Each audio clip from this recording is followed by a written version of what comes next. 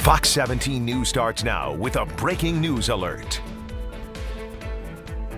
On count 1 of involuntary manslaughter as to Madison Baldwin, we find the defendant guilty of involuntary manslaughter. That verdict read off 4 times today in an Oakland County courtroom. The mother of the Oxford High School shooter found guilty of involuntary manslaughter for the deaths of Madison Baldwin, Tate Meir, Hannah St. Juliana, and Justin Schilling. The jury finding beyond a reasonable doubt that Crumbley was grossly negligent, ignoring the warning signs that her son Ethan needed help. Now, Ethan, who was 15 at the time, is currently serving life in prison for the deadly November 2021 shooting. Justin Schilling's father was in court when the verdict was read. He says this is another step towards accountability. But it's not really a good feeling. It's not really about winning or losing. It's about, making it apparent that, this has to stop in society.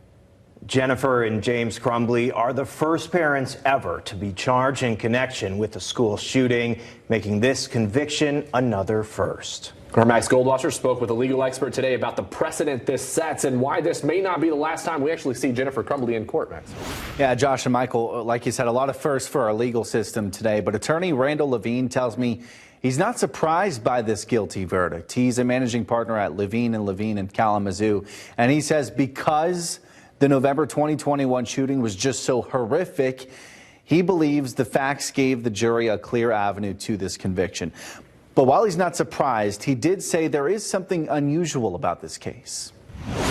In our criminal law, normally the requirement is that a person commit an actus rea, with a certain mental state, with a mens rea, a state of mind.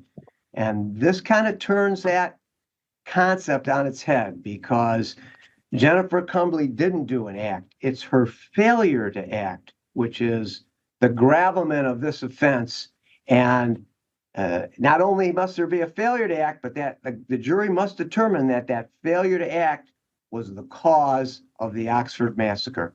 And that's a leap, but the jury heard evidence, and that was their decision. Yeah, so essentially based on what Jennifer knew about her son's troubled mind, the jury believes any reasonable person would have acted on that information, while Jennifer did not. Her sentencing is scheduled for April 9th, although Levine does expect there to be some sort of appeal from Crumbley and her camp before then. In the meantime, James, her husband, will go through his own trial starting in March. Levine says Jennifer's conviction does not necessarily mean James's fate has also been sealed, but what they did get was a preview of the prosecution's argument.